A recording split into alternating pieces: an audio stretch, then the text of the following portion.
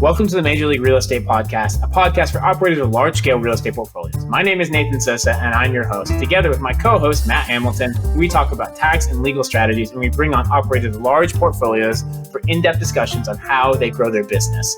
We hope you enjoy. Welcome to another episode of the Major Real Estate Podcast. My name is Nathan Sosa, and I'm joined by my co-host, Matt Hamilton. Matt, how's it going? You got any weekend plans? We normally record these on Fridays, so it's always a nice jumping point. It's like, what's happening this weekend? Yeah, no weekend plans. I was actually just thinking about this. We record this on Friday, and we mention this every week, so it must be a real bummer when you listen to this on a Wednesday. On a Wednesday? Yeah, I was talking about the week. We're just helping everybody think about their weekend as we're getting there. Yeah. Better than releasing the show on a Monday, I guess. And you just that's way better. Yeah. Monday morning, you're listening to the show, and the people you listen to are just jazzed about it being Friday. That's pretty depressing. That would be a major tease. Yeah. You got any good plans? To be honest, not really. But to finish my saga from last week, windows. They're replaced. The guys came. It was supposed to be a 2-day job, and they just showed up and worked for 12 hours straight and replaced every single window. And it happened to be like one of the hottest days of the year too. It was like, with the heat index, it was like 100 degrees outside, which in hindsight, horrible day to get new windows because my house was hot as heck. So Matt is no longer in a greenhouse is what I'm hearing then. Yes. That Matt's no longer being cooked and baked when he's working on tax returns and talking to the rest of you. Is that he's actually surviving now, which is a big win, right? We don't really want Matt to get cooked. Huge win. No longer in a greenhouse. And this is a joke for the video viewers, I guess. But ironically, my office is green and I'm wearing a green polo today. So not planned. Yeah, no, I am in a literal greenhouse though. So that's what about you, Nathan? Any weekend plans for you? No, nothing major. So we've gotten so much rain in the past 2 months. It's been insane. Oklahoma is always in a drought during the summer. And for the first time, I think, I don't know how long in state history, I forget what the number is, but nowhere in Oklahoma is in drought because we've gotten so much rain as a state. And so, on the downside, my backyard's kind of on a hill. And so all the dirt from my neighbors has been pushed down. And basically, I don't have a patio, it's dirt. And so the goal this weekend is to go patch everything up and then lay some saw down so that it doesn't happen again. So, and keep that from happening. Also, to finish another saga, as you can see, this is for the video listeners as well. So if you guys want to listen, just find it on the TaxSmart REI, TaxSmart Real Estate Investors on YouTube page. And as you can see, Oklahoma City did win the championship. So that was a big win. It was super exciting. It's definitely occupied more of my week than I thought it would with the parade, which that was fun, very hot. And with, also ordering way too much championship gear. I've had to spend way too much this year because I'm also a Florida Gator fan. And they also won the championship this year. So it's lots of, I picked up a couple of lotto tickets. We'll see how that goes this year because it feels like it's 2025 might be the year. But yeah, it was fantastic watching that, having the city win. And a lot of that, and I'll go on a little tirade here, but a lot of that was really important is because, as many of you know, Oklahoma City had the bombing back in 1995. It's the largest domestic terror attack of all time. But this helps change a lot of the narrative of the city, going from the place that had one of the largest terrorist attacks in our history as a nation. And now it's flipping to, oh, wow, we are the 2025 NBA champions, right? And so it actually changes a lot for us and as a city. And I don't know if you know the history and whatnot. If any of you have read Boomtown, highly recommend it. It's actually a really good read if you don't care about Oklahoma City history. Having the Thunder here in Oklahoma City has basically changed everything about the city and brought in all kinds of business and investors and everything that you could think could happen. It's really changed a lot of the structure of the city and how things are done. And it's going to keep doing that too. So we love our team. We're super excited and we're the NBA champions. So that's good stuff. It's awesome. Super happy for you guys. It's hard to, I guess, woe is you for having to spend so much money on all your teams winning the championship. So, kind of hard to feel bad for you, but yeah, it's a woe of privilege, huh? Isn't it? So. But last week we talked about just partnership allocations in general. And honestly, even after Matt and I talked about that, there's just so much more that we need to cover and we will cover in the future. So just keep that on you guys' belts. Is that or if you guys have ideas for topics too, right? We're going to start this in the next couple of weeks. But if you guys have a question about specifically real estate shoot those questions over to us, and we'll try to answer one or two at the beginning of each podcast going forward. So this way to directly answer a lot of you guys' questions when it comes to this, while also addressing the topics we got going on. Yeah. Nathan.Sosa at hallcpallc.com and Matthew.Hamilton at hallcpallc.com. So one of the things that we touched on that we wanted to make sure that we actually did hit on was deficit restoration obligations. And so today we're going to cover pretty much, we're going to go try to do a deep dive into these, right? And what happens with them for 704B purposes, and just honestly how complex they are, why they're not really that used that often anymore. But it's a very really deep dive into that, just because there's a lot of investment considerations and there's a lot of tax considerations too when it comes to this, right? There's a lot of legal things that pop up on top of the tax purposes. So Matt, if you had to summarize in 1 to 2 sentences, how would you describe a deficit restoration obligation? And can you describe it in 1 to 2 sentences? Maybe that's not enough. I'll take that challenge. I'll do it in 3. So first sentence sort of paints the picture. Kind of going back to our conversation from last week, tax allocations in a partnership need to have substantial economic effect, meaning in order for you to take the tax loss allocations on your K1, you need to have some sort of risk or economic risk to create that ability to take those losses. A deficit restoration obligation creates that risk by creating a liability for you as the partner. And it does this by allocating you more losses than you have basis in your tax capital account. So your tax capital account goes negative, and now the DRO forces you to pay that back if you have a capital deficit at the time the partnership liquidates. So it creates effectively a liability, which is what's creating that economic risk. I honestly lost track of how many sentences that was. I also did lose track. So if anybody wants to tell us if we got there, no, I think, but Matt did a beautiful job of explaining that. Yeah, it's a fantastic quick hitter on what those are, because Matt did an excellent job of explaining it, but DROs go even deeper and more in depth. And so, Matt, I guess then, how often do you see DROs in a partnership agreement? So if someone walks in and they hand you the operating agreement, what percentage of chance are you probably going to find a DRO in an operating agreement existing before you touch it? Very rarely. I would say oftentimes DROs are generally only put in place in very specific circumstances where they make sense for the GP. And I say the GP because I'm sure it's happened before, but I can't recall an example of an LP signing a DRO. It usually only makes sense for the GP or the operator who isn't really putting much cash into the deal to sign a DRO to create that additional risk.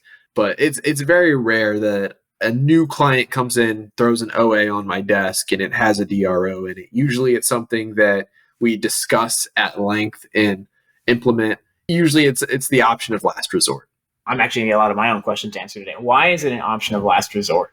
It's because it creates a lot of risk that many other options don't create. And to be clear, it creates a lot of risk. It creates the most amount of risk out of a lot of the options we go through, but it creates the most amount of potential benefit as well. It's kind of the trade-off, right? Why take all this additional risk if there's nothing in it for you?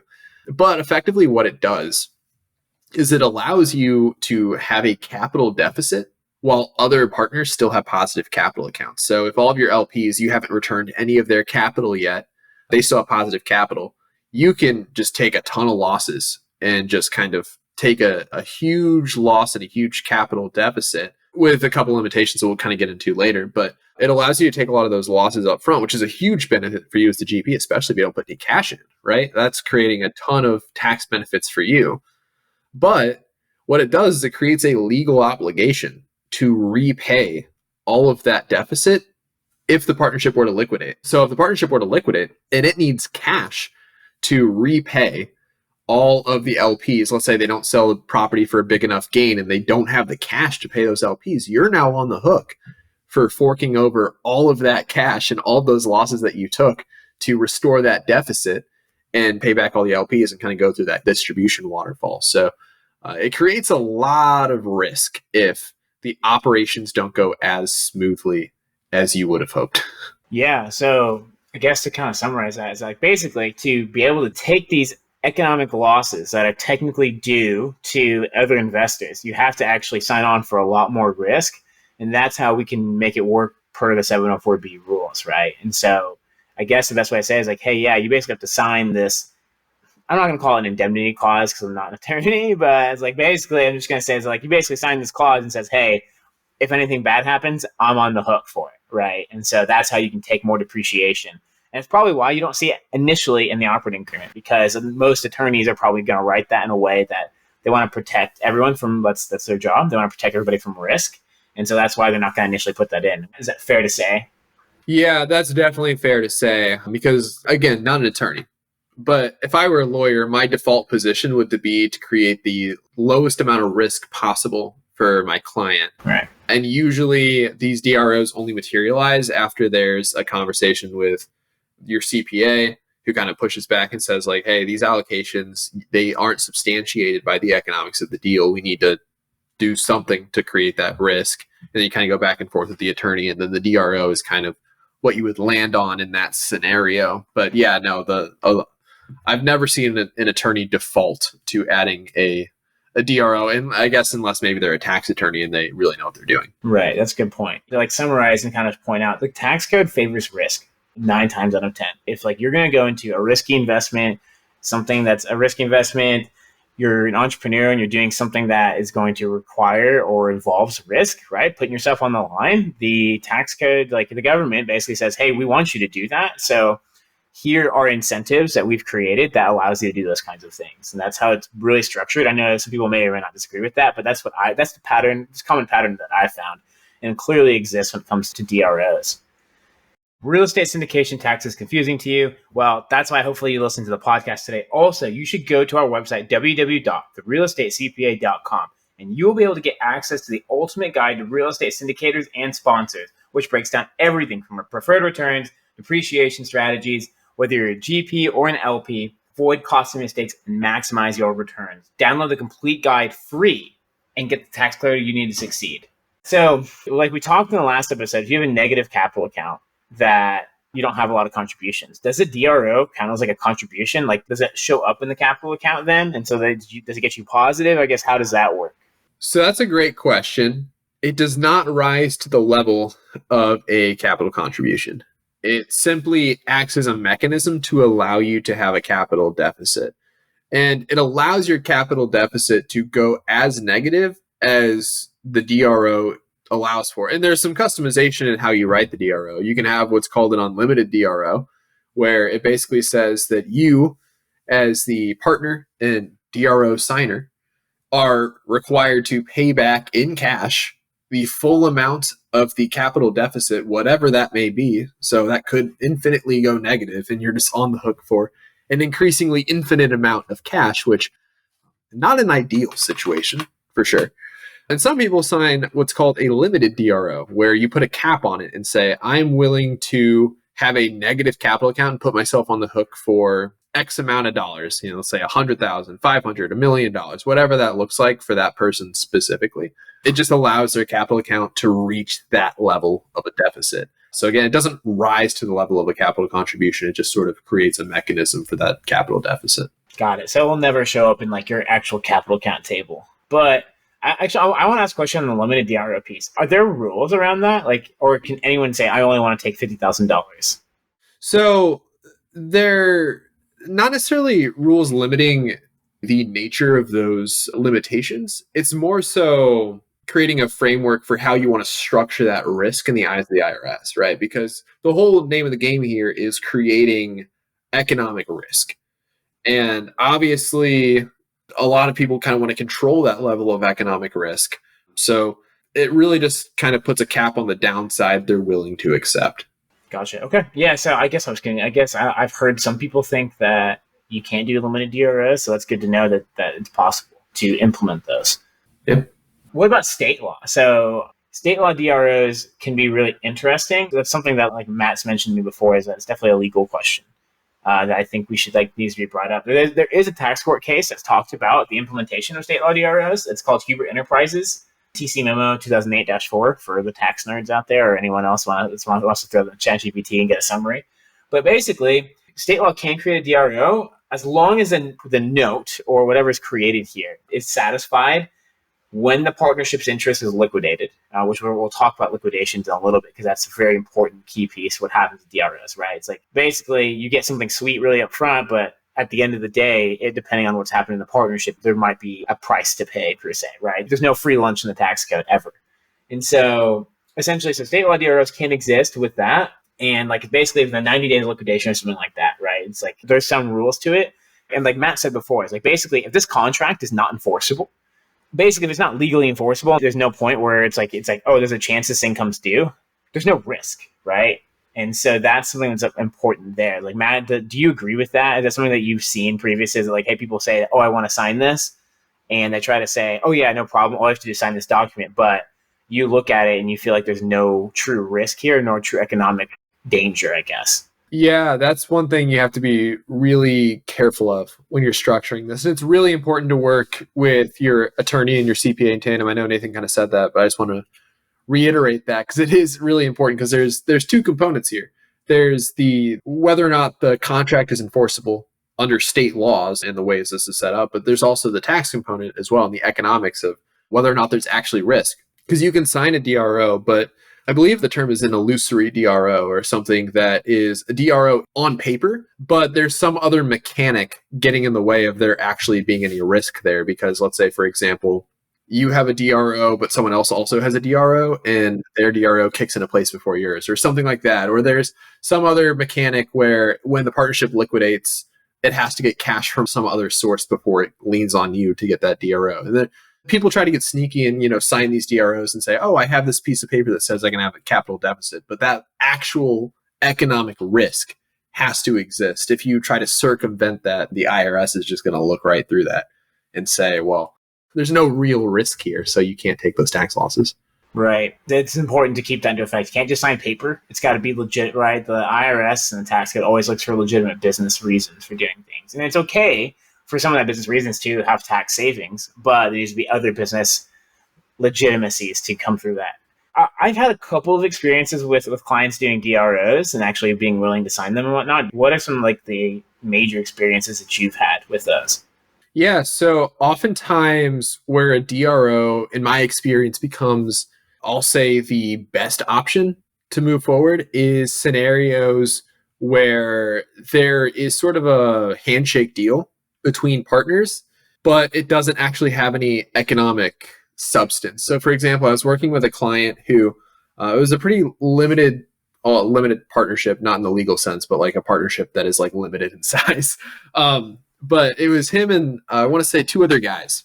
And our client did all the legwork to get the property under contract. He's doing all the work to operate the property.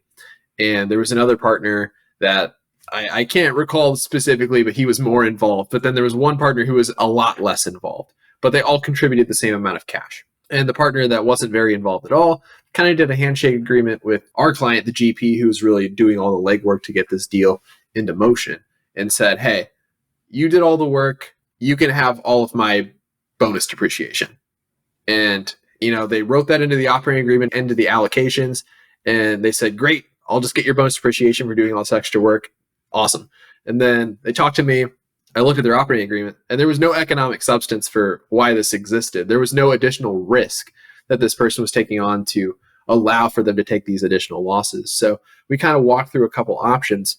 One of the options I threw out was a DRO, where they're effectively able to take that capital deficit and receive that outsized allocation of depreciation to compensate them for their additional work on the partnership. And that sort of solved that problem. But a DRO in that sense made the most sense. But again, it's really important to understand the risk in that if this deal goes sideways and you have to sell the property for a loss or whatever circumstances may arise, you're on the hook for a substantial amount of cash if that deficit becomes pretty large. So that's the risk that we had to talk about. But in that scenario, he was totally okay with taking that risk if it meant that he got that initial tax benefit. Yeah, and that actually plays perfectly then. That's a fantastic story and shows the reality of what DROs can provide. But let's talk about the downside, right? It sounds like DROs are fantastic on the front end of a partnership at the very beginning, right? You get properties placed in service, etc. Let's say you're towards the end of the runway now.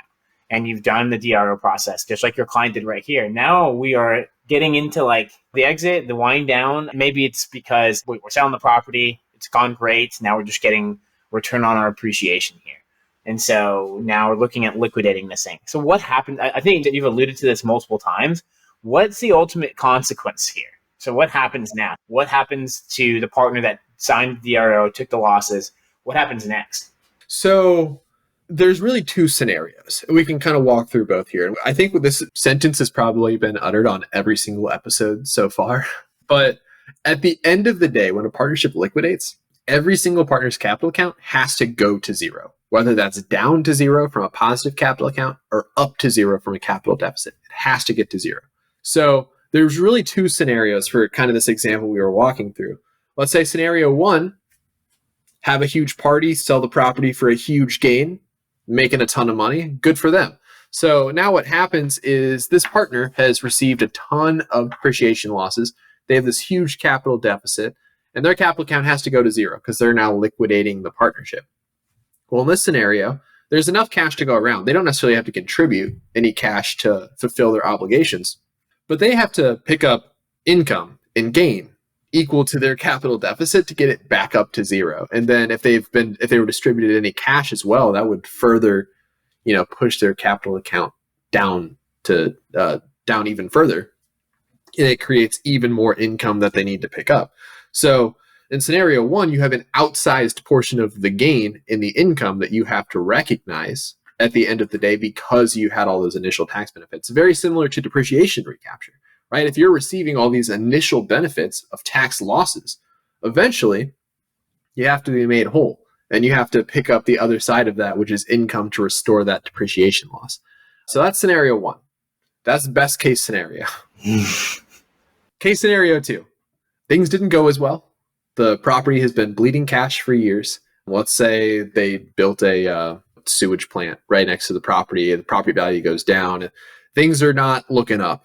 And you sell the property for, let's say, 20% less than you bought it for.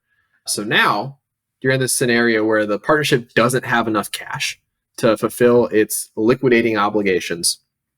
And you have this outsized capital deficit over the other partners.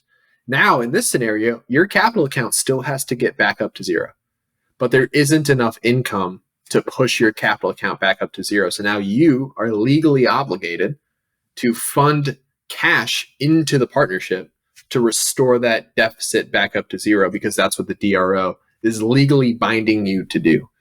So whether it's through allocations of income and gain or through contributions of cash, that capital deficit needs to be restored. And that's what that DRO is really forcing to happen here. So those are really the two scenarios this could play. And obviously there's a spectrum. It could be anywhere in between. But that's sort of best case scenario and worst case scenario. Yeah, so that sounds like a ton of risk. It sounds like a massive amount of risk. And that kind of goes by what we were talking about before. It's why you're not going to see this in a lot of entities at the beginning. You're not going to see this written in immediately, automatically, et cetera, right? There's going to be a lot that needs to happen like a partner is going to really, really want the losses to want to take on that kind of a risk. Because you tell anyone that, it's like, hey, worst case scenario, right? The disoperating agreement kicks in and now you got to cough up cash, potentially $500,000, $1 million, whatever it winds up being, to cough that up. You willing to do that? And some people are going to go, yeah, no problem. I will make sure this doesn't fail, right? So you get the highly optimistic people and you get people who are a little bit more risk averse who go, no, I'm not touching that, right? And so there can be a lot of mess there. And so that's kind of not advantageous ultimately at the end of the day, right? It's like, you can pick up income, fine. This tax, so you got to pay 30% on that, or you got to cough up the cash yourself, and that's a pretty terrible situation to fall out, I feel like. Yeah, and another thing that's really worth considering when you're having these conversations with your CPA about whether or not that level of risk makes sense, one of the biggest considerations is whether or not you have control of the operations of the company. If you're the GP, you have a lot of control on how the property and how the partnership performs. And that may make you feel better about taking on that risk because it's in your hands and you can kind of control it. But if you're in a partnership and you're in a GP, and let's say you have two other GPs that you're working with and you only have 33% or less control of the partnership, a lot of that is out of your hands. And you don't have full control over management decisions of the company and what we're doing to make the company as profitable as possible. And that really just increases the amount of risk that you're taking on because it's completely out of your control. So that's another thing to really consider when you're having these conversations, again, with your CPA and your attorney, to see if this route makes sense for you.